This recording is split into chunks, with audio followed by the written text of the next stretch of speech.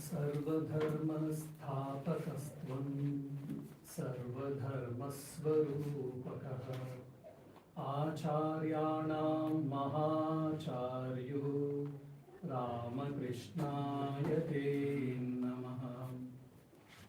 My salutations to Sri Ramakrishna, who descended on this earth to establish the world religions, who is the embodiment of all the world religions, and who is among the teacher of teachers. Oh, peace, peace, peace. Dear devotees, the mantra, the shloka which I chanted, it is been composed by Swami Shardhananda, is one of the direct disciple or apostle of Sri Ramakrishna. So he tells who is Sri Ramakrishna. In these 2 lines he has told beautifully, he has explained who is Sri Ramakrishna. One who descended on this earth to establish the world religions. How did he establish all the world religions? By practicing. By practicing, he showed to the people, whichever the path you take, sincerely if you follow it, you will be able to reach the divinity, or you will be able to reach the God. So in that angle is a Sarva Dharma Stapakastva. He established the world religions. He practiced Hinduism and different cults which Hinduism got, Vaishnavism, Shaivism, or Shaktaism, all that he practiced. And he also practiced Islam. He also practiced Christianity. That is the uniqueness of Sri Ramakrishna. Sarva Dharma Swarupaka is the embodiment or essence of the world religions.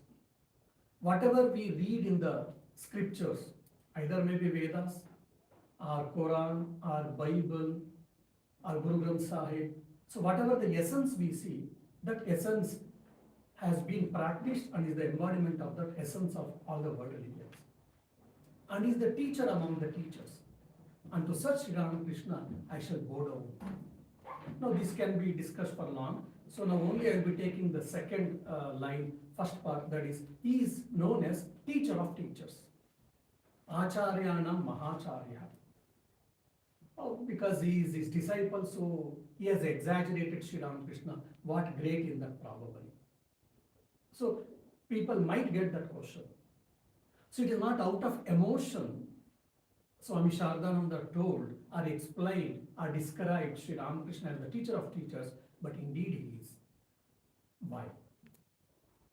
In our day-to-day life, if you see, we get different type of teachers. Some teachers who are themselves they're confused and they try to lead the people. Themselves they're not clear. They don't have any experience. And sometimes they have got a fake mask on them and they try to guide the people.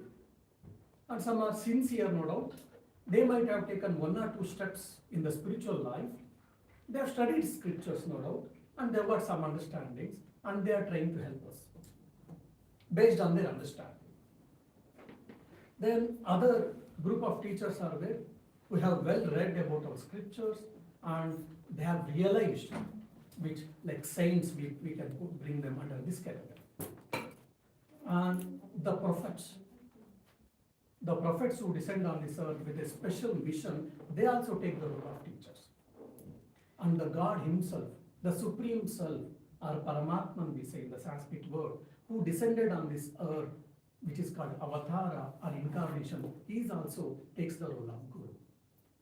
So Avatara means one who descends on this earth, one who comes down on this earth. He is called Avatara, he is called incarnation.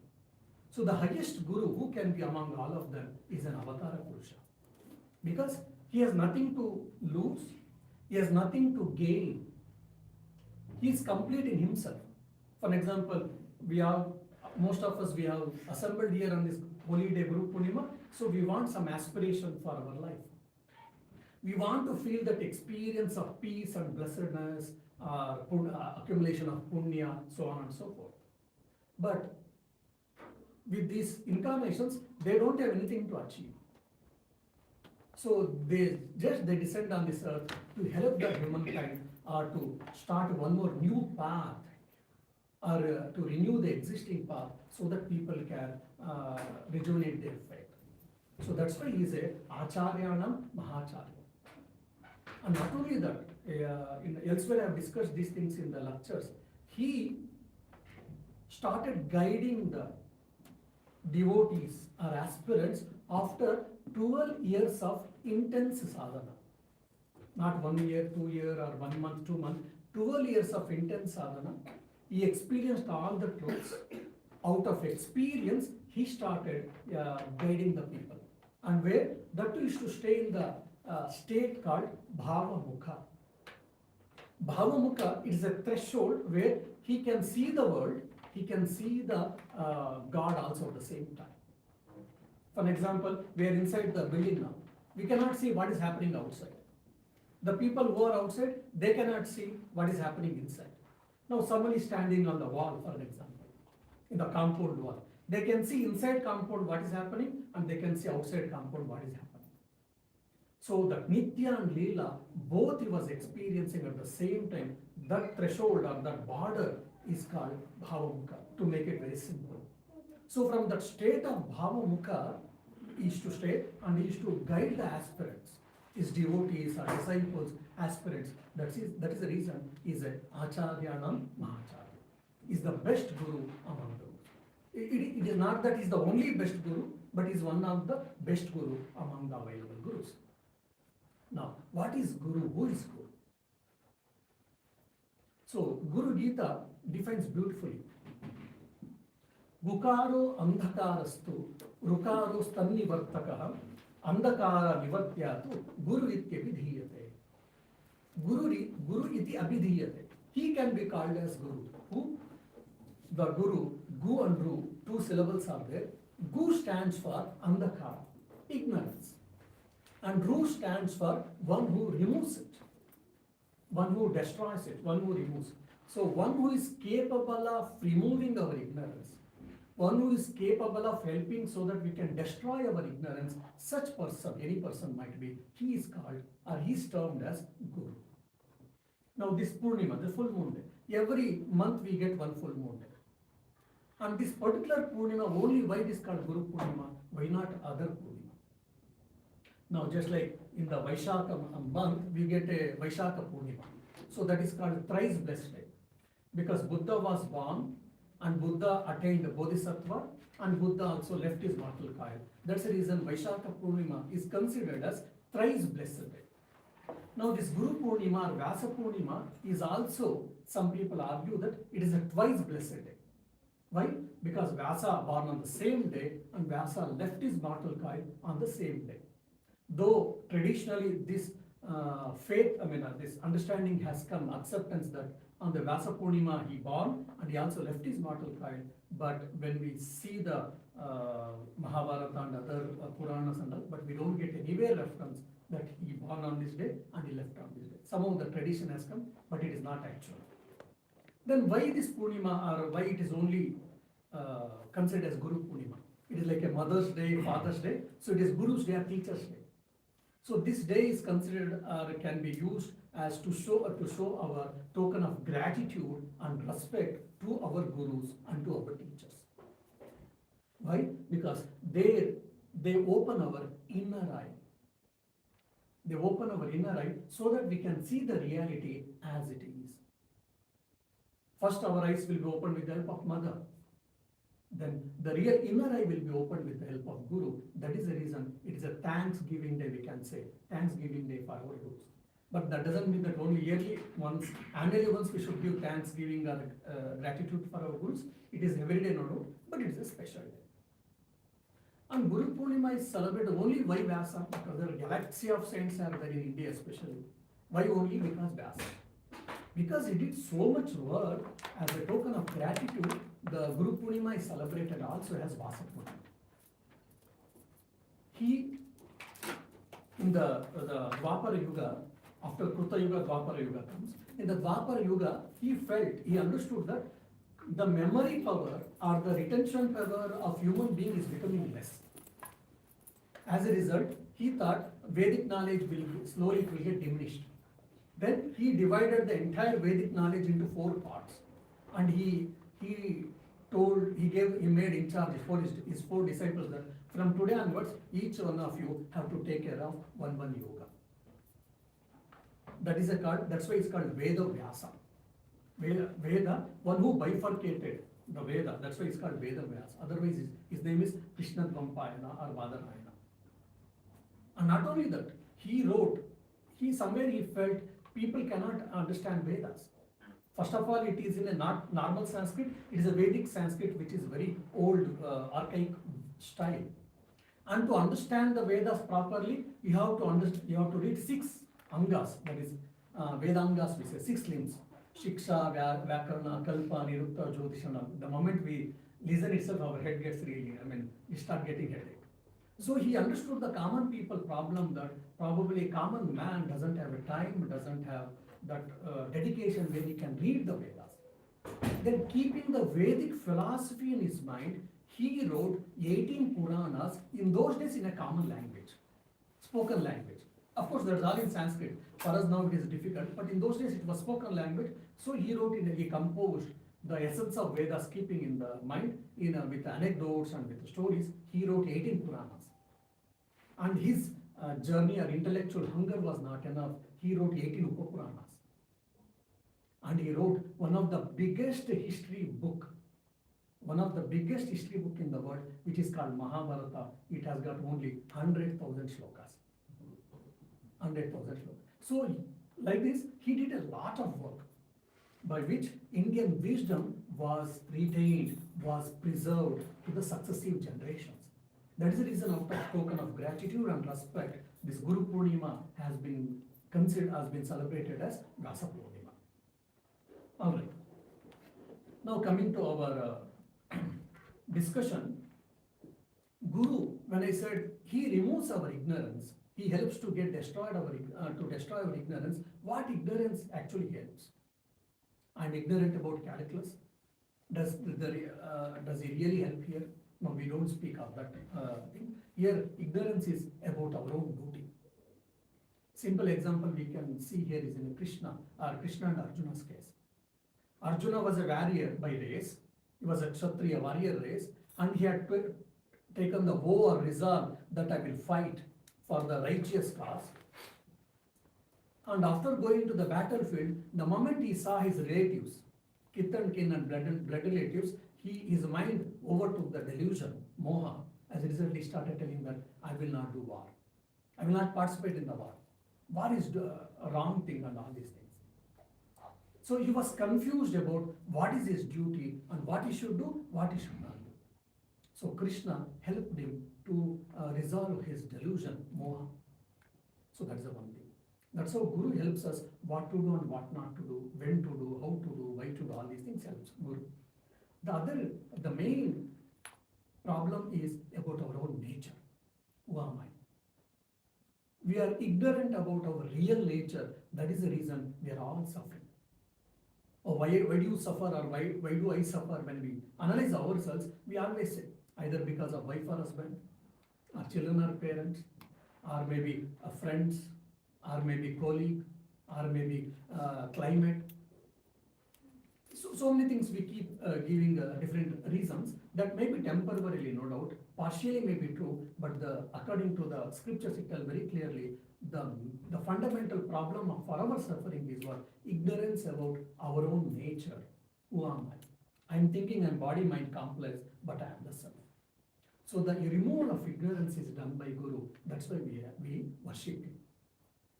And the third is, as we can see very clearly in Naren.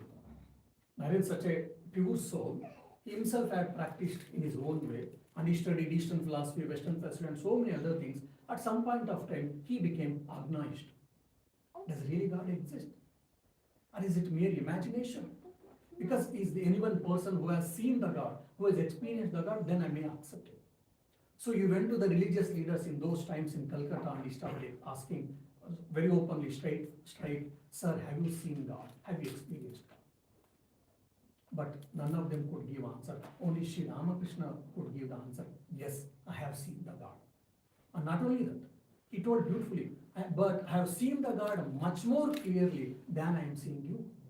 Like you are seeing me and you are seeing, all of you are seeing me and I am seeing you. So Sri Ramakrishna says, I have seen the God, I have experienced the God much more clearly. So what emphatically he says. And one more thing he tells Sri Ramakrishna, if you want, I can also help you. So why is Guru? He says, Sri Ramakrishna is telling, if you want, I can also help to experience the God or to reach the God. So Guru's role is what this. And many times, we want to realize God, we want to do spiritual life, we want to be happy, all fine. We might start in our own ways, no doubt, but some point of time, we get stagnant. We might get deviated. We might get distracted. So there, we need some great help. We need some external help. There, Guru comes into our rescue. For example, Narayan Shastri, he was born in Rajasthan. In those days, 25 years, day in and day out, he spent in the ancient Gurukula system, and he learned the Vyakarana, Vedas, Upanishads, everything. And he was so famous for his knowledge, for his wisdom. In those days, Jaipur king, he said that whatever you want, exuberant salary was told for him, and he said, you should come and work for me. Maybe as a minister, as an advisor or whatever. But Narayan Shastri said no. Why? Because I have to study. Already 25 years he had studied, but still his hunger for knowledge had not reduced, not subsided. He said, I want to go and study. Then he mastered in 5 darshanas. Darshana means view of reality. We have got Shad darshanas, Nyaya, Vaisheshika, Sankhya, Yoga, Purnima, Purnima. There are 6 systems. Among them, 5 systems he had mastered. For that, he said, I don't want any lucrative job with a good salary. I want to study. Afterwards, he comes to Bengal to study Nyaya. In those days, Bengal was known for Nyaya, that is an Indian logic philosophy. So he comes to Bengal to master the 6th school of philosophy, the Nyaya Shastra, so that he will be complete, Shad Darshana Shastra. All 6 systems you want to be good at it. When he comes to Bengal, interestingly, he comes into contact with Sri Ramakrishna. And once or twice, when he sees Sri Ramakrishna, he starts understanding that whatever I have read in the Vedas or in the Upanishads, all these things have been experienced by this common man or a village man. I only know bookish knowledge. I might have done thesis or PhD or whatever, but this person has experienced that Vedic truth or Upanishadic truth. Then he slowly started getting attracted. By the time already he was little spiritual in nature, he had also a spirit of renunciation in him. So the ground was ready. So he started coming more and more often to Sri Ramakrishna. And he got influenced by Sri Ramakrishna. So whatever that mental obstacle he had, that lack of earning, vakulata was there, with the company, in the company of Sri Ramakrishna, that obstacle was cleared. And so much so that he took a firm resolve that till experiencing of God, nothing doing, I don't do anything, I will not do anything, I will not turn back. Then he started doing spiritual practices, japa meditations very seriously. Then he started pleading Sri Ramakrishna to grant sannyasa, monastic vows. Sri Ramakrishna initially he said no, but this Narayan Shastri was go on pleading Sri Ramakrishna for quite a good amount of time. Finally, Sri Ramakrishna granted monastic vows or sannyasa for this Narayan Shastri. He took the monastic vows and he said, today I am taking a resolve, I will go to Himalayas, maybe Vasishtha Ashrama or somewhere, I will go and I will stay there, I will spend my time in a contemplative life and I will experience the God. He took the firm resolve, he took the blessings of Sri Ramakrishna and he left for Himalayas once for all. So you see, he was a wise man, he was a good man, he was an intelligent man, no doubt. He knew all the Vedas, Vedangas, everything was, but his spiritual life was somewhere stagnant. That vakulata was not enough for a God realization or for a self-realization. So with the company of Sri Ramakrishna, or with Sri Ramakrishna's grace, he could have the God realization or self-realization. That's what we can see in the Guru's life. How Guru helps us, we can very well remember. And Guru, by giving mantra, he will also help. You can see very clearly how there is a very quite interesting story. One great monk was a Brahmagnani. Swami Tyagishananda. By 1950 or 60 he passed away. He was also the president of the Bangalore Ashram, and he was also from the princely state. He was from princely family in the Travancore state in the Kerala in those days. He and one more Swami, he is the first minister in charge of our France center. Both of them are the disciples of Swami Brahmanand.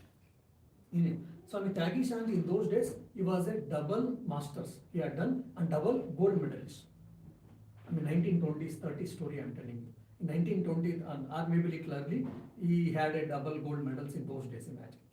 And Swami Tyagishananda was proud of it. So he used to wear the gold medal wherever he goes.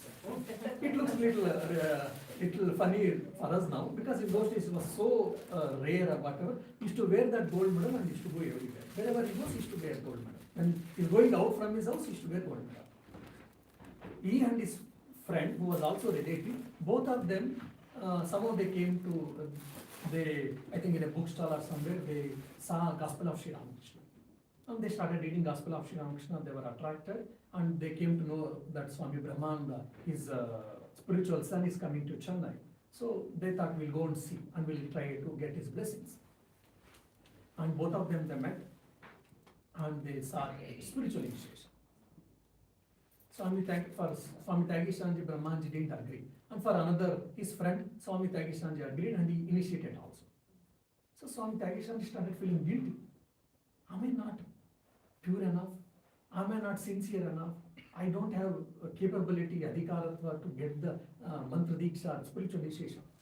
So quite a few times, every often 2 days, 3 days once he's going and he's praying to Brahmananji that please grant me spiritual initiation.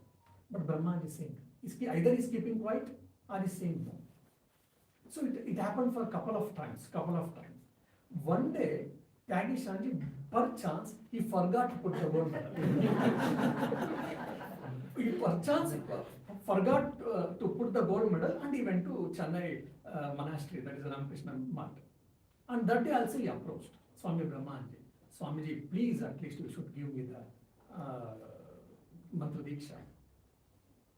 Maharaj said, all right, tomorrow or day after, can you come at early morning, 3 o'clock? He said, all right, I will come.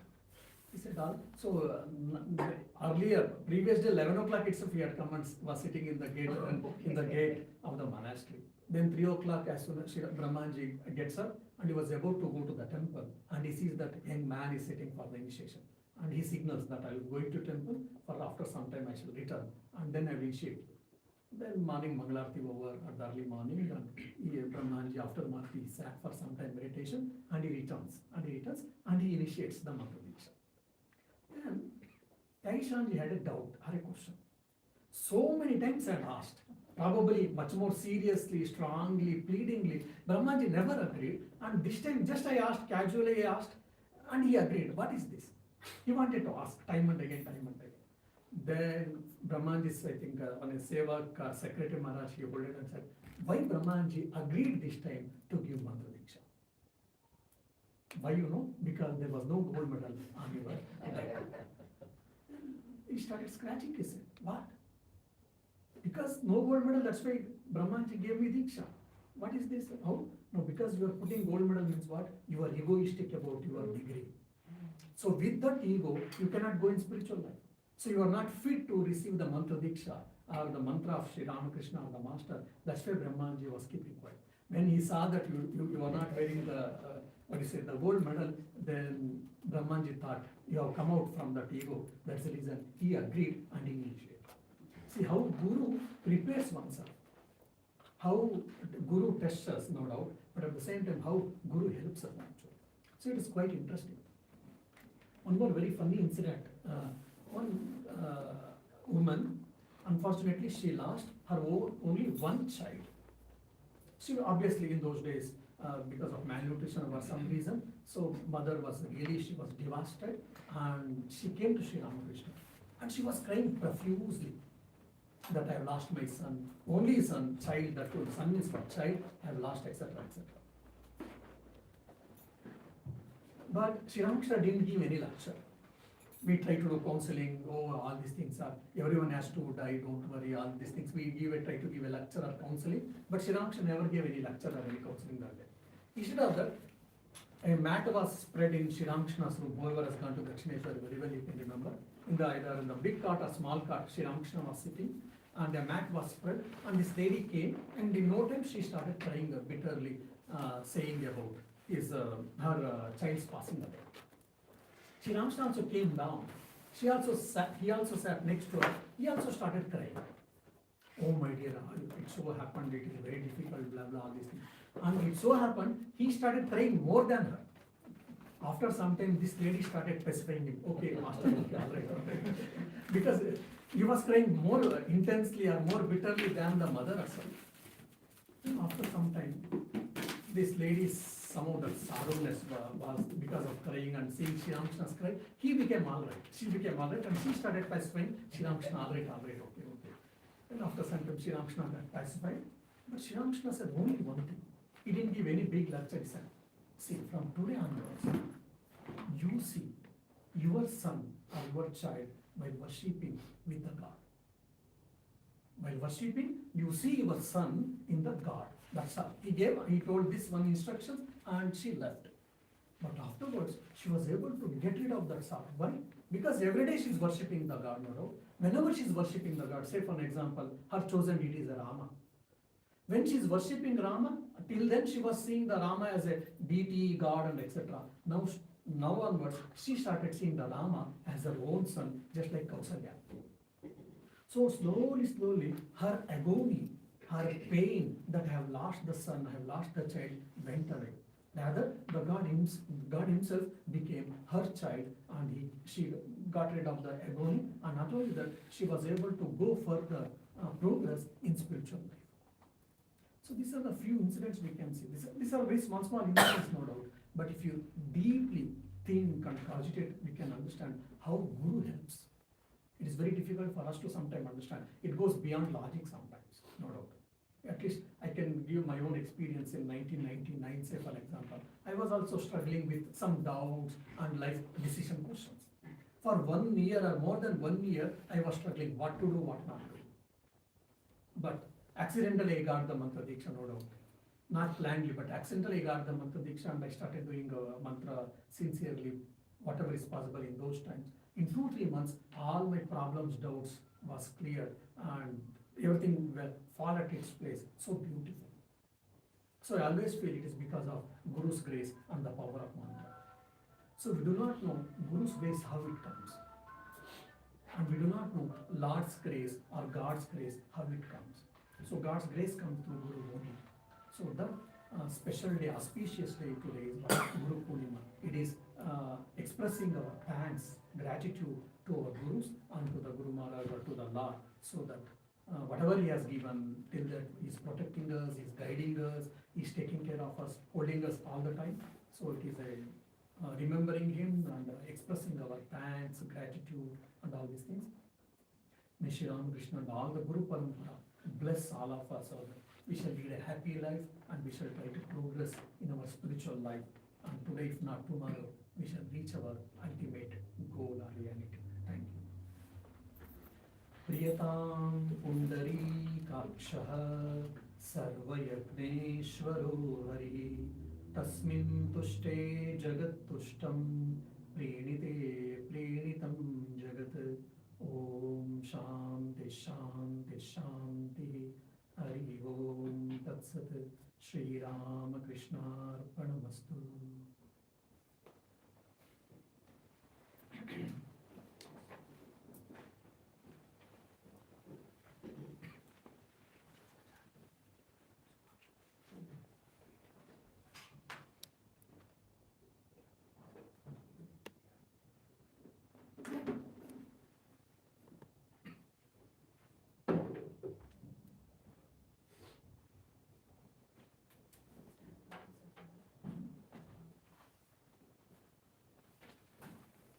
Before we start with the chanting, just a quick announcement about we have our fire exit door down from this door here, and the entrance through which you all came. So if required, we have to kind of exit through those and go out into the green cross. And we have health and safety kit in the library first aid kit if anybody needs to let us know. We'll now have chanting by Lakshmana.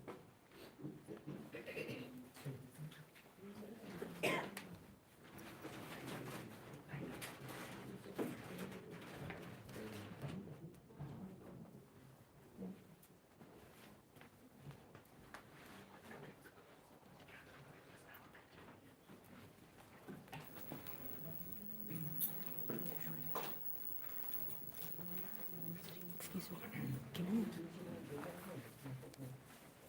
can I ask you maybe if you want to sit over there? Because then people can also prasad here. Thanks.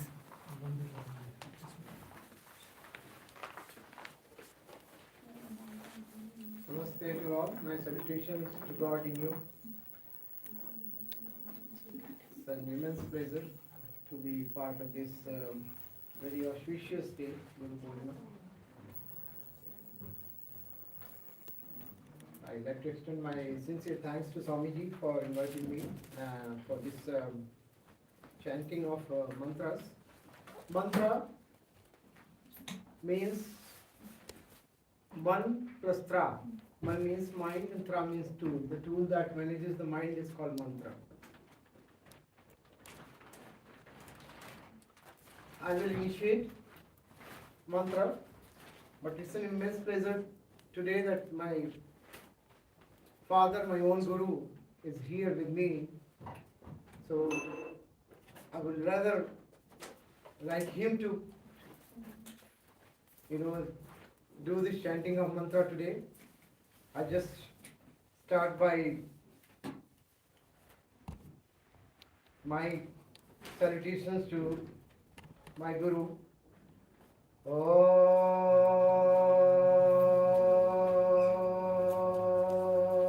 Guru Brahma, Guru Vishnu, Guru Maheshwaram, Guru Sakshat Param Brahm, Tasmai Shri Guruve Namaha, Tasmai Shri Guruve Namaha. Akhanda Mandalakaram, Vyaptam Yena Characharam, Tatpadam Darshitam Yena, Tasmai Shri Guruve Namaha, Tasmai Shri Guruve Namaha.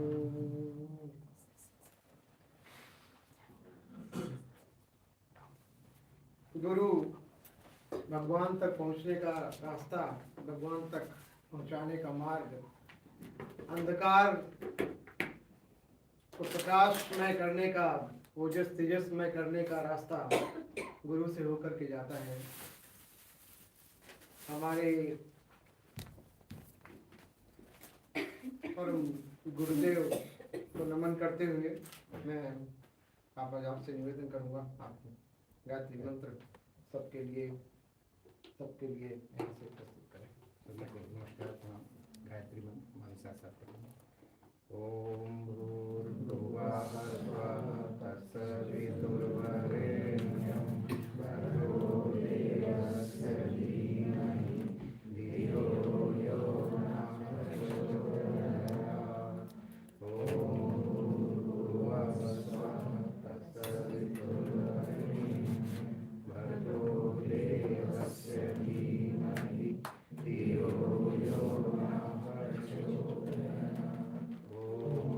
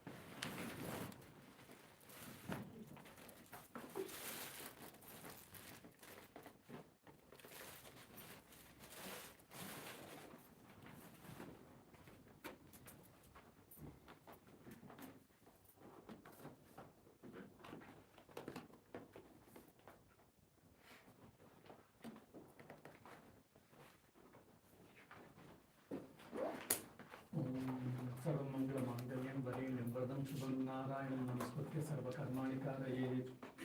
ॐ तद्विष्णो परमं पदं सदा पश्यन्ति सूरयः। ॐ दिवि चक्षुराततम् ॐ अपपवित्रः पवित्रो वा सर्वावस्थाङ्गतोऽपि वा यस्मरेत् पुण्डरीकाक्षं सभायाभ्यन्तरशुचिः।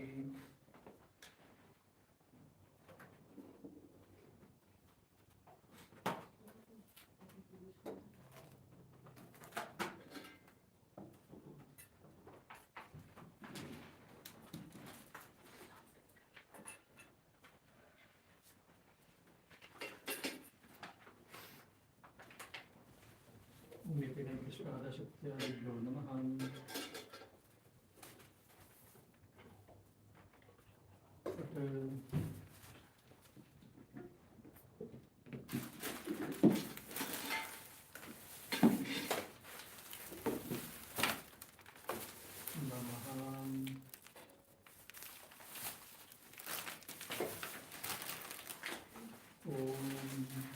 ओम ॐ नैवेश्यं नैचैव गोदावरी सरस्वती नर्मदे सिन्धु कावेरी जलेऽस्मिन् सन्निधिं कुरु।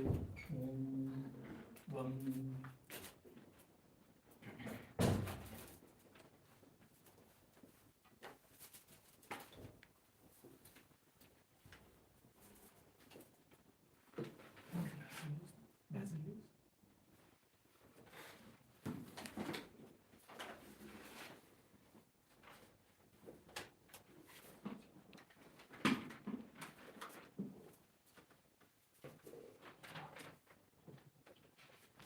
ॐ द्वारदेवताभ्यो नमः।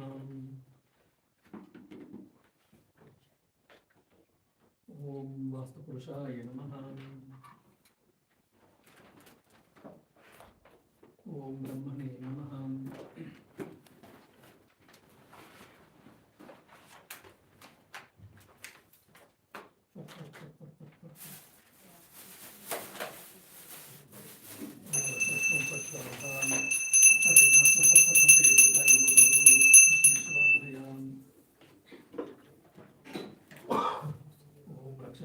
स्वाहा।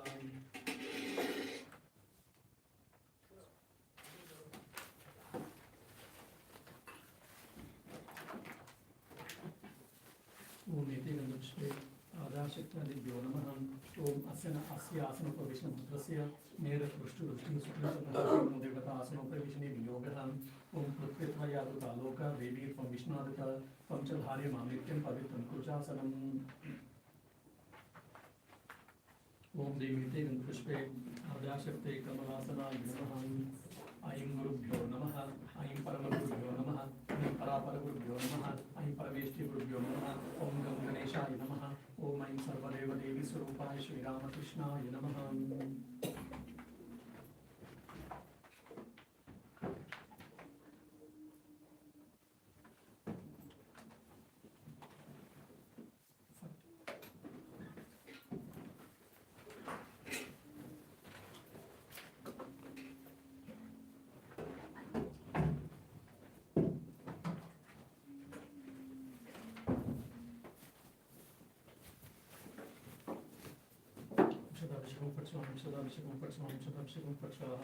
पुष्पे पुष्पे महापुष्पे सुपुष्पे पुष्प संभवे पुष्प चावकिनी चामो फट स्वाहा। फट फट फट फट फट फट फट फट ओम अस्त्राय फट। ओम ऐं फट। ओम ऐं फट। ओम ऐं फट।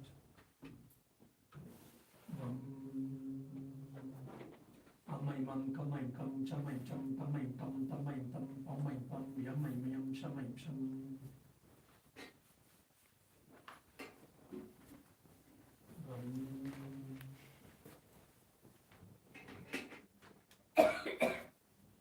ओम ऐं सर्वदेवदेवी स्वरूपा श्रीरामकृष्णाय नमः।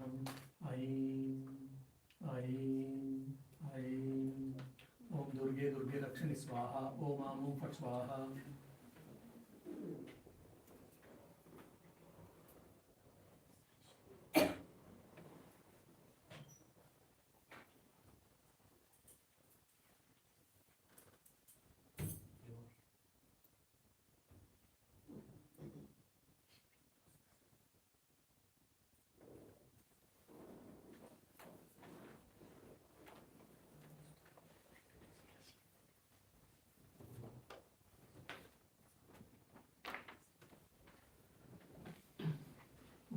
शृंगार्थात् सुषुम्नापदेन जीवशिवं परमशिवपदे योजयामि स्वाहा। ॐ यं लिङ्गशरीरं शोषे शोषे स्वाहा।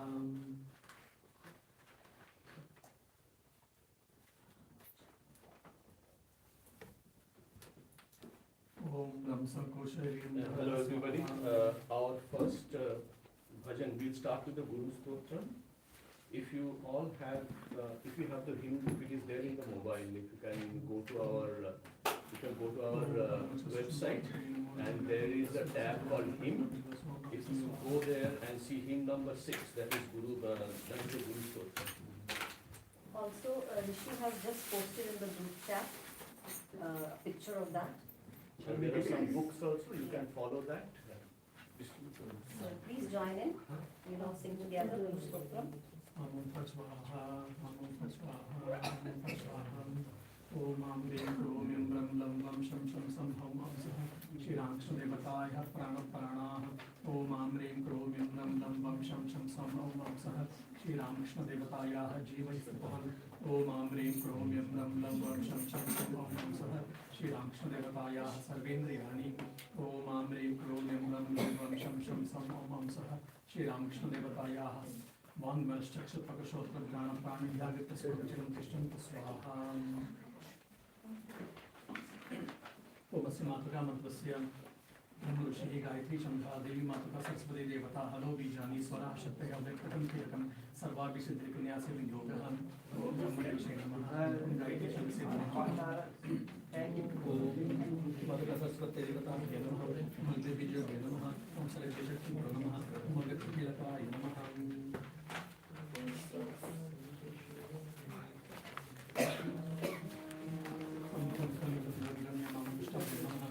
Cham cham dam dam dam dam swaha. Om tham tham dam dam om dam avyam sadam. Em tham tham dam dam dam manami kavyam hum. Om tham tham dam dam om nishravyam sadam. Avyam dam dam dam sam sam ham lam sam kalu kavyam strajpada. Am kam kam dam dam amade namaha. Em cham cham dam dam om shirse swaha. Om tham tham dam dam om shikai vasadam. Em tham tham dam dam dam om kavachaya hum. Om tham tham dam om kavachaya vasadam. Avyam dam dam dam sam sam ham lam sam Mete Berundari, Mete Berundari, Mete Berundari, Mete Pushpete Berundari, Mete Pushpete Berundari, Shishna, Mete Pushpete Sampradaya, Sarvajayati, Sarvajayati, Shri Ramakrishna.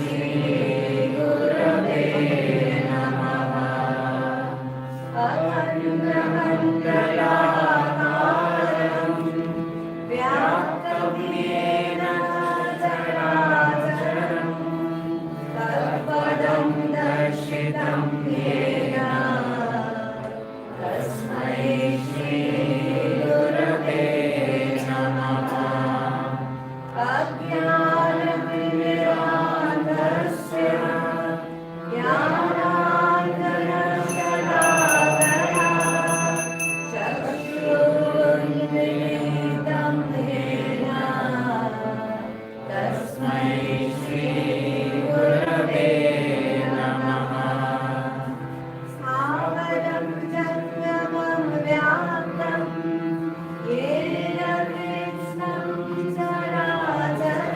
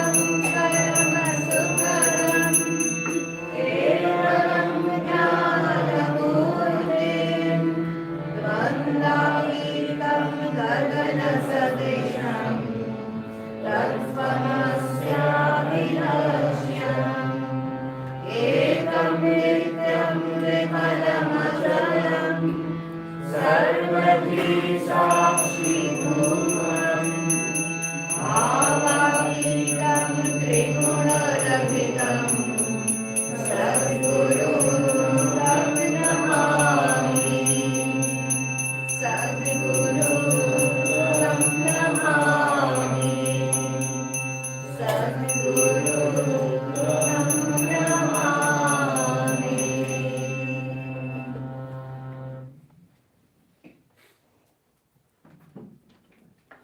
शंभवे नमः। नमस्ते भगवन् विश्वेश्वराय महादेवाय त्र्यंबकाय त्रिपुरान्तकाय कालाग्निरुद्राय नीलकण्ठाय मृत्युञ्जयाय सर्वेश्वराय सदाशिवाय श्रीमन्महादेवाय नमः। ॐ त्र्यम्बकं यजामहे सुगन्धिं पुष्टिवर्धनम् उर्वारुकमिव वन्दनात् मृत्युर्मुक्षीयमामृतात्। ॐ त्र्यम्बकं यजामहे सुगन्धिं पुष्टिवर्धनम् उर्वारुकमिव वन्दनात् मृत्युर्मुक्षीयमामृतात्।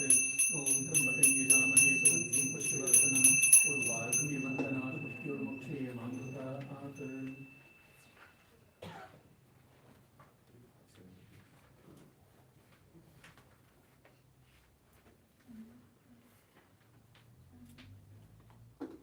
Next hymn will be Bhavashagar Karana. If you have this book, it is hymn number 17, and if you have this book, that is hymn number 76. 76.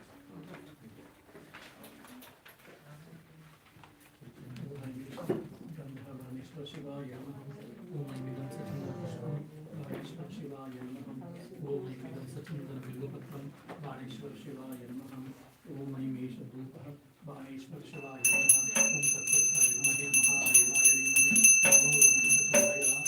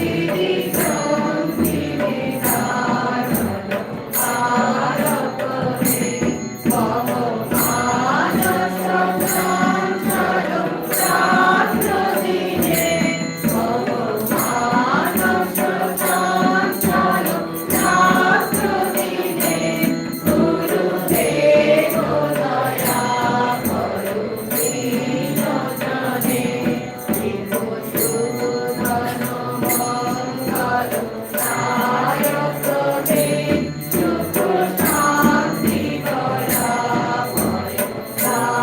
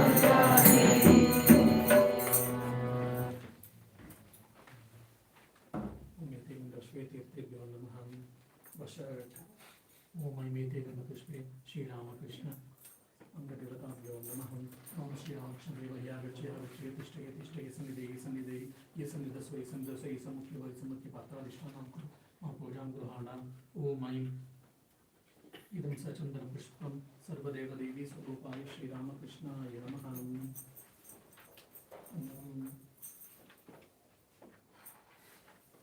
The next song will be hymn number 4 in all the books, Prakritim Paramam. Thank you.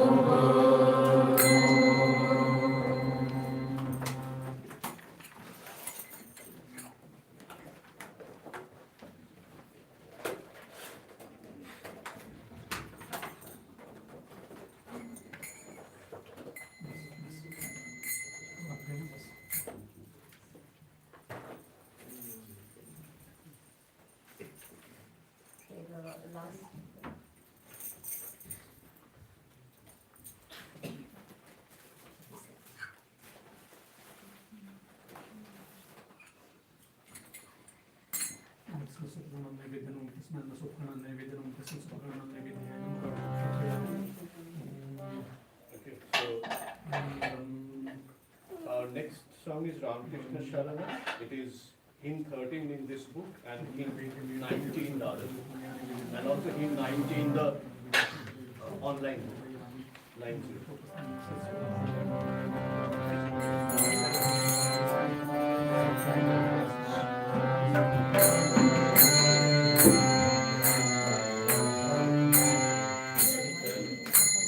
Sorry.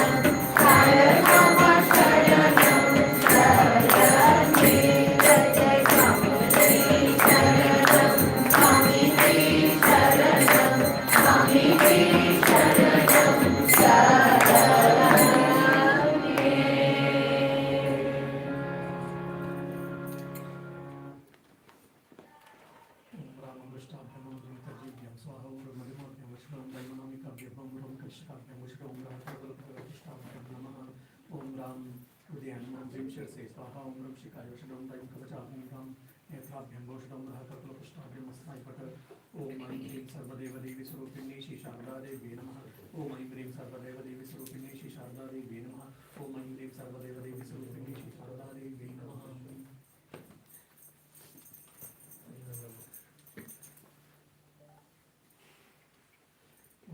ध्याये We'll now have चित्तस्वरूपस्थां reading by कृत्वा प्रसन्नवरदां द्विजाम् आलूलायितकेशाग्रवक्षस्थलविनिन्दितां शेखरस्तावतार्दां हेमालङ्कारभूषितां स्वक्रोडनिस्तस्तां च ज्ञानभक्तिप्रदां शुभ्रां ज्योतिर्नां विजयसन्तापहरिणीं रामकृष्णदत्तप्राणं पुण्णामश्रमणप्रियं तद्भावरञ्जिताकारं जगन्मातस्मरूपिणीं स्नेहं शिवां शान्तिं मुक्तिप्रदायं सर्वजीवप्राणकर्तां साधनां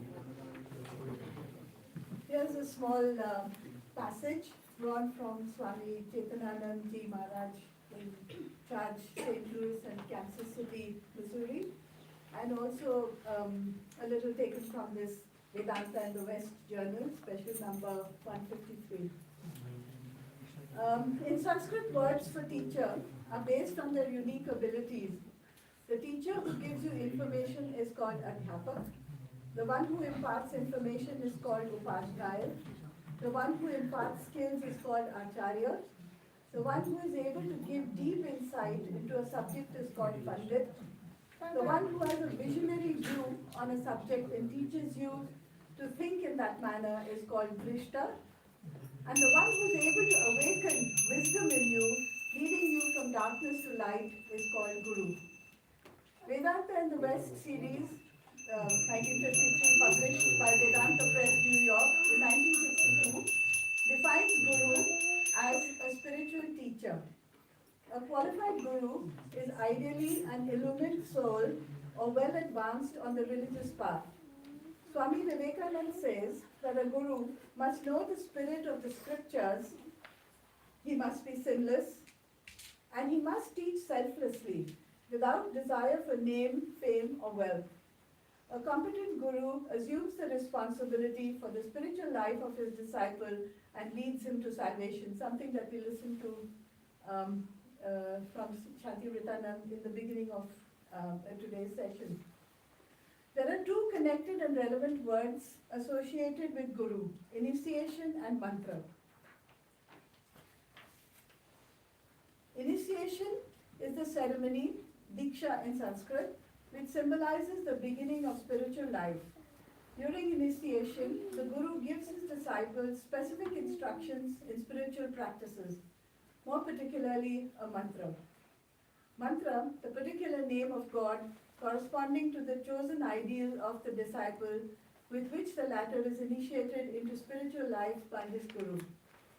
The Guru plays a vital role in spiritual life, hence Guru Purnima is a very auspicious day in the Vedantic tradition. The Brahma Vidya, also called Guru Mukhi Vidya, comes from the lips of the Guru. The Upanishads tell us only one who has a Guru knows the Brahman. For human beings, their real home is Satchitananda, but they are hypnotized by Maya. As a result, they are aimlessly roaming and suffering in the world. A Guru comes to our life and shows us the way to our real home deep within ourselves. This Brahma Vidya comes from Guru to disciple. This Guru Shakti, or power of the Guru, is transmitted from the Guru to the disciple. It is like how the flame of an oil lamp can be used to light another oil lamp. Guru Purnima, also known as Vyasa Purnima, which is the birthday of ancient sage Vyasa. It was sage Vyasa who compiled all the four Vedas. Moreover, Vyasa wrote 18 Puranas and many sutras. His contribution to the Vedantic tradition is immense, as again explained to us earlier in the session. In spiritual life, a Guru is essential for the spiritual journey. Some people think they do not need a teacher, Guru. It is important to note that for the human form to practice spirituality, a teacher stroke Guru is necessary. Even the gods, as avatars, had Gurus. Sri Ramachandra's teacher was Vasishtha, Krishna's was Sandeep Mani Muni, Buddha's was a Brahmin named Alara Kalama, Jesus' guru was John the Baptist. Sri Chaitanya's guru was Ishwar Puri, and Sri Ramakrishna's guru was Totapuri. A little about Ramakrishna as guru.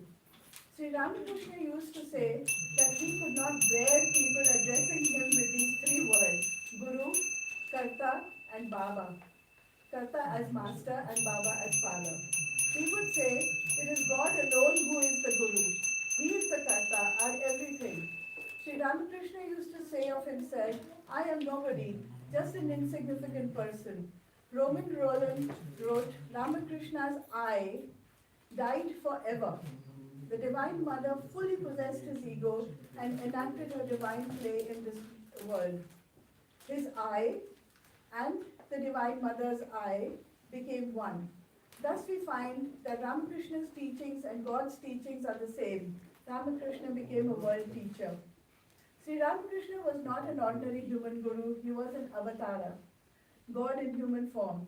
He taught everyone while in the state of bhavamukha, again something that Swamiji was talking about. Bhava is a state of being, feeling, emotion, an attitude assumed toward God. Bhavamukha is a high state of spiritual awareness between the relative and the absolute. After Sri Ramakrishna attained God realization, the Divine Mother instructed him to remain in that state. Swami Shardanand explained this mysterious exalted state in Sri Ramakrishna and his divine play. In the Gospel of Sri Ramakrishna, the Master said, it is the Divine Mother who is speaking through my mouth. I am just an instrument. Out of humility, he would say that he was nobody. Sri Ramakrishna was born a guru. When he was in Kamarpukur, there was a meeting of learned Brahmin Pandits. They were debating and could not find an answer to a specific problem. The master was a little boy, 7 or 8 years old, playing nearby. Soon after overhearing these people, he asked if he could be the answer for the problem that they were brooding over, and then he shared his wisdom. So obviously it was inborn. Towards the end of Ramakrishna's life, on 1st January 1886, at the Kashipur Garden House, he became a Kalpataru. He entered an elevated state and showered his disciples with grace and spiritual experiences. He blessed them with a touch, saying, Chaitanya ho, be illumined. He is an illumined guru who uplifts ordinary devotees so that they can visualize the chosen deity and realize God. Ramakrishna was a wonderful teacher. He had about 16 monastic and many more householder disciples whom he taught individually according to the need of each person. Each person is different, distinct, and that is the beauty of the order. In this order, all yoga, karma, bhakti, jnana, raja are practiced. There is enough freedom to follow any of them. People come to Sri Ramakrishna with problems, personal concerns, family issues, and worries.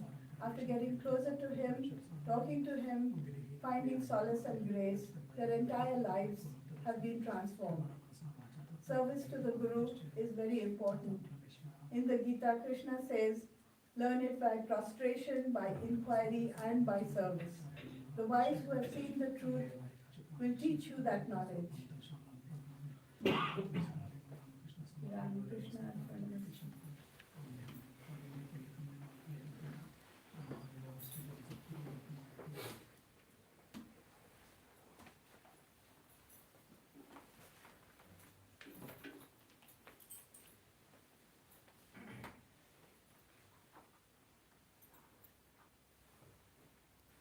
Dear devotees, now we shall have a short meditation, then afterwards we'll have a Pushpanjali and followed by Arati.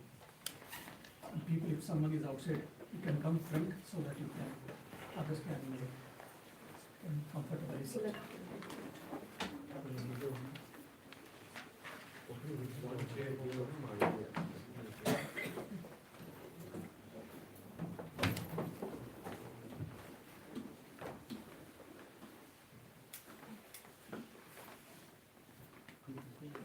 You should try to sit in a comfortable position and take a deep breath and chant Omkara, slowly it will get exhalation.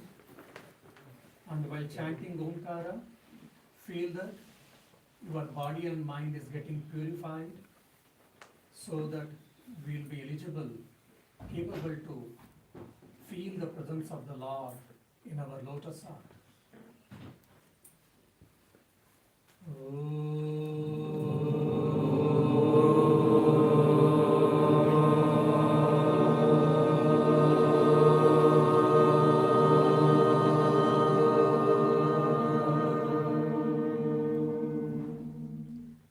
Feel intensely, your body and mind is getting purified so that we are getting ready to manifest the divinity, to experience the divinity.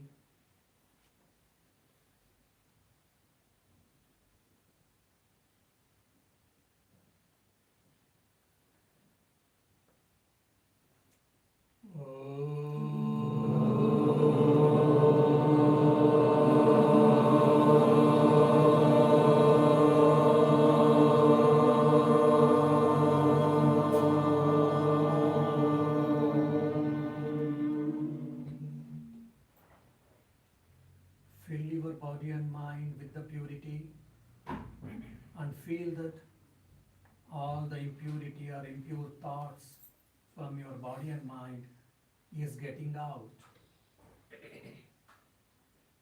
Inhale the purity and exhale the impurity.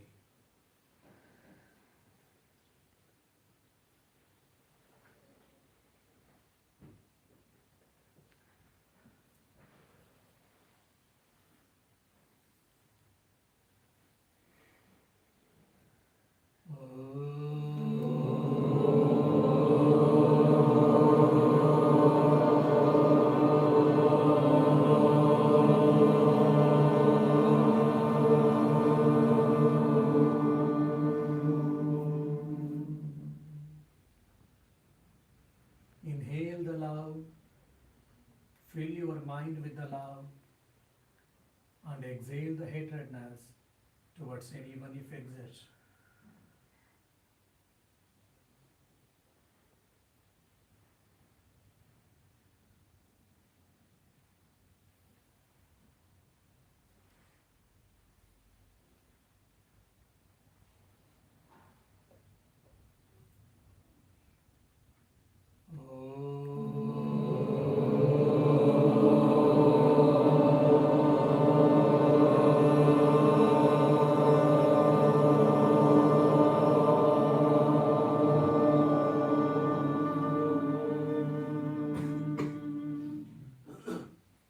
Fill your mind with happiness and exhale the sorrow from your mind.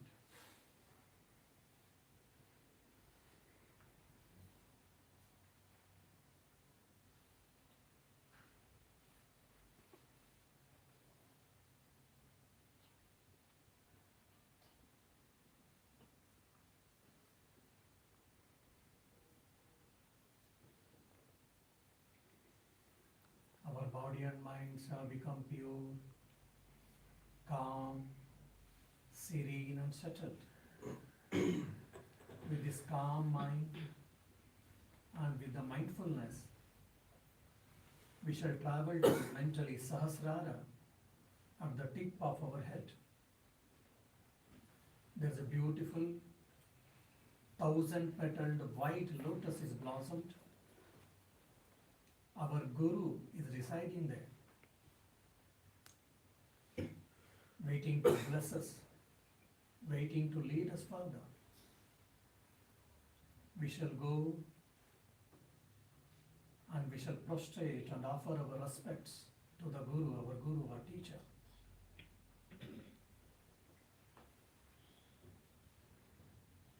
Feel that your Guru is happy to see you and is blessing you so that you are getting charged by the divine grace, or Guru's grace.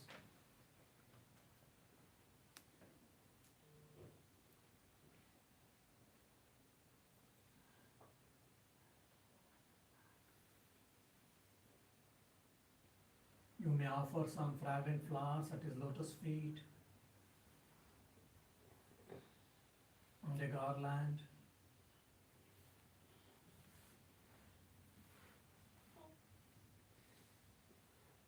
And you may offer some sweet meat.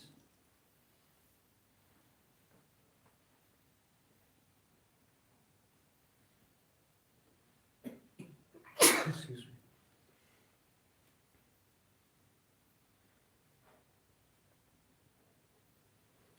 Guru is pleased from our mental worship. He is partaking the offerings we have offered.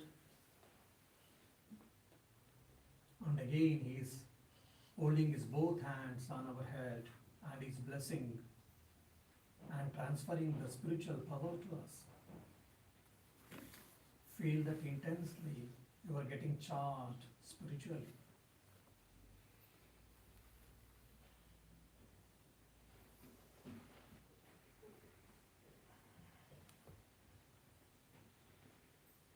Now Guru is holding our hands and is leading the path. From Sahasrara, we are coming down to Ajna Chakra, that is between two eyebrows. Then slowly we are coming down to Vishuddha Chakra, behind our throat. And we have come further down to Anahata Chakra, in the spiritual heart. There's a calm ocean, and sun is setting. Golden hue, sky color. And there's a 8-petaled red lotus is blossomed. Our Ishta Devata, chosen deity, is residing on that lotus. With abundance, grace of Guru, we are able to see and experience our Ishta Devata. Be the witness for this divine moment and experience the Ishta Devata, the chosen deity, in full grandeur and splendor.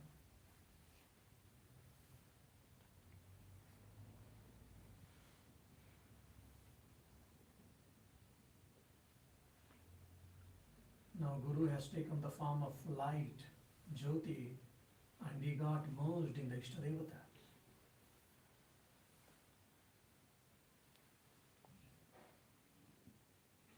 With the Ganges water, we shall wash the holy feet of the Lord. Offer sandal paste, flowers,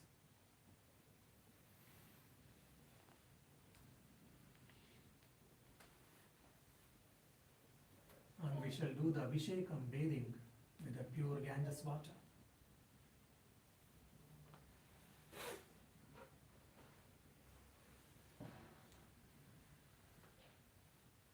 And with the soft cloth, we shall wipe his body, smear the white sandal paste on his body,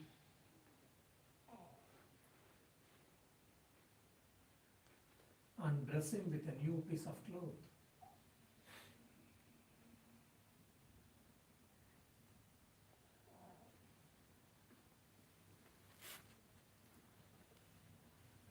You may offer different fragrant flowers, jasmine, roses, lotus, and a beautiful jasmine garland or lotus garland.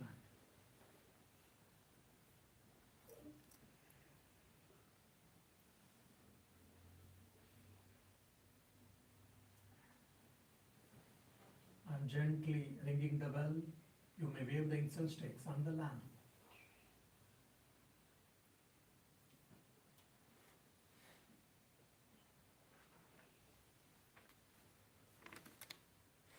Lord looks so beautiful in the shade of that light arati.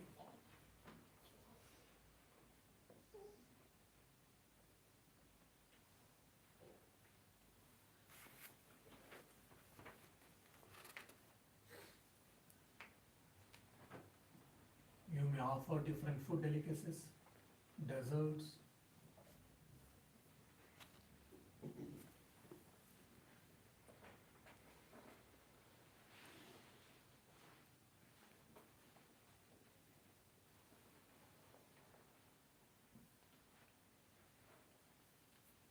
Lord is pleased by our mental worship and is partaking the food. You may sit near him, fan him, be the witness for this great event, and also mentally you can start doing the japam, repeating the Lord's name.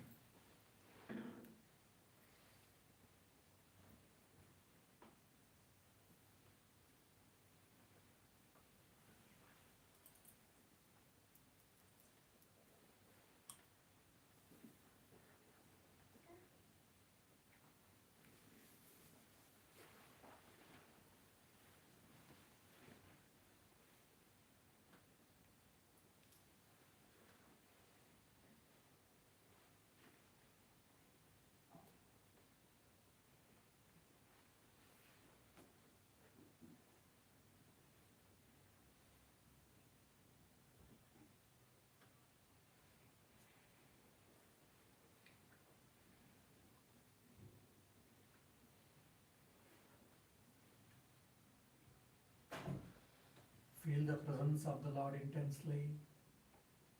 Take his name with utmost devotion and chant his name.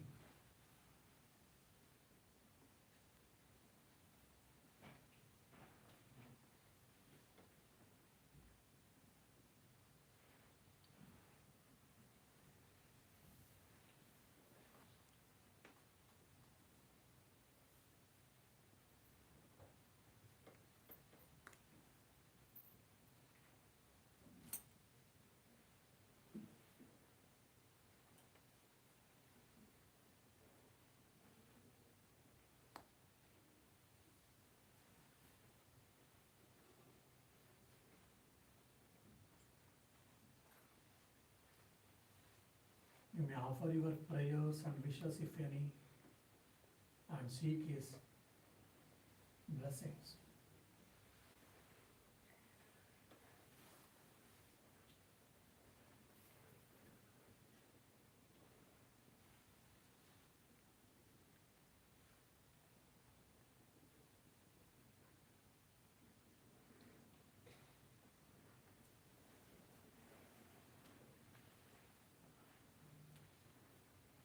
Be the witness to the serenity, divine moment, calm and peace mind. Enjoy it, experience it.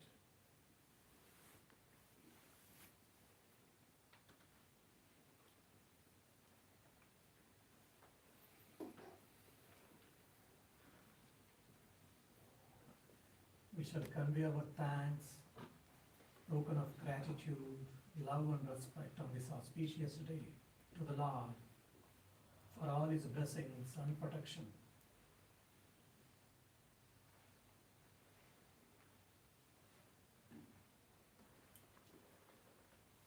And paying our respects to the Lord again, slowly we shall come out from our spiritual heart with the sense of blessedness and peace.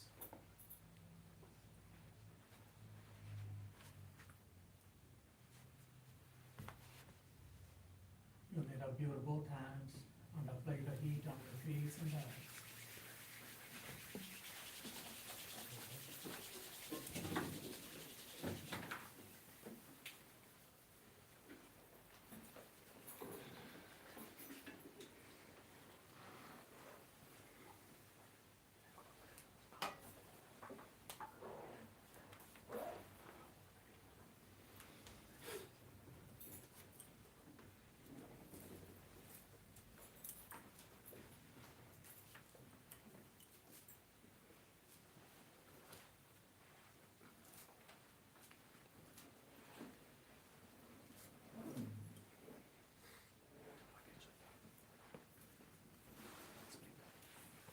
Now he will give you water, just wash your hands, don't take it as a tirtham, then followed by flowers will come.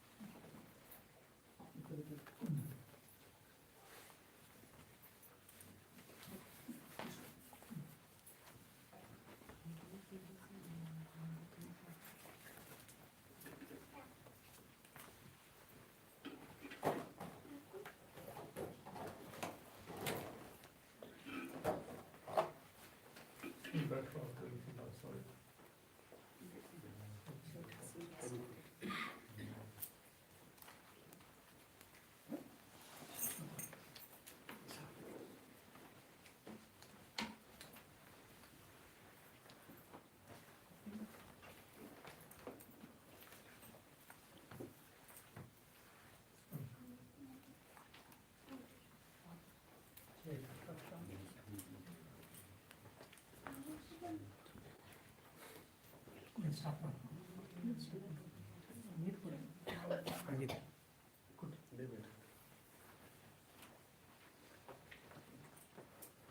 Rishi, finish it fast. This side is not done.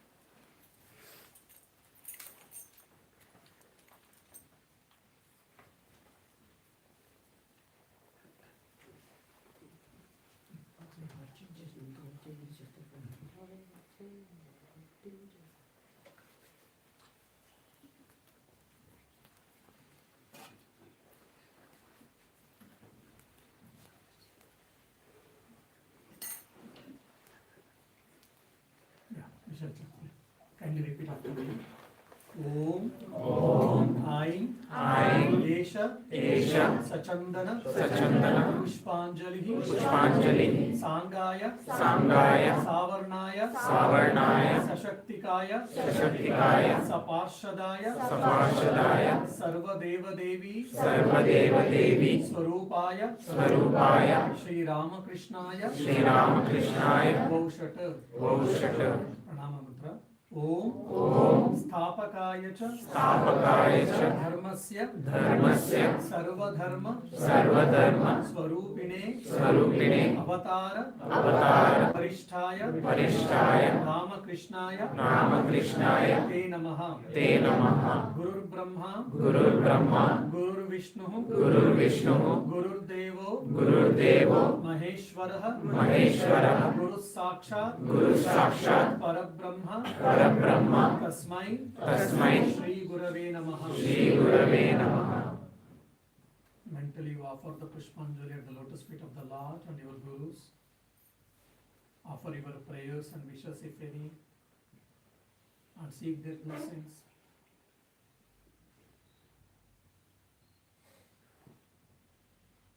May everyone be happy.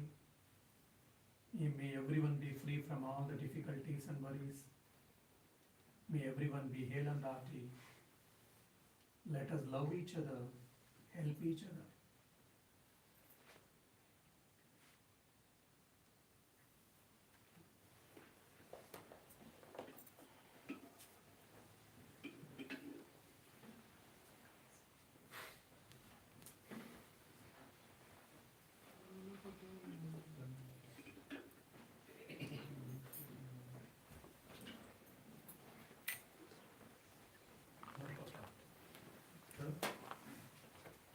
Okay.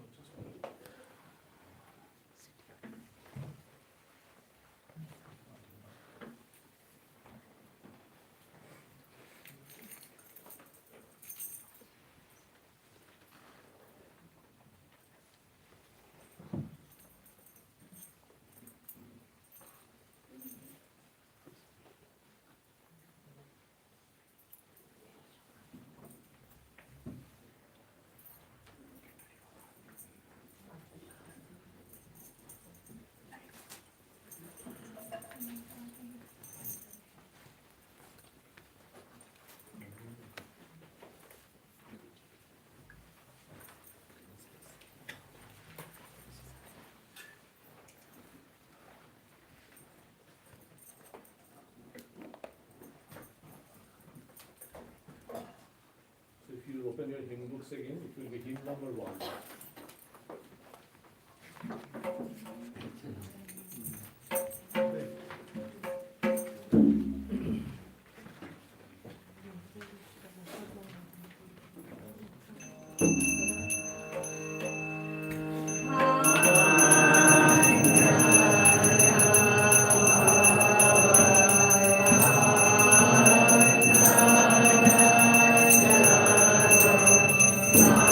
Hare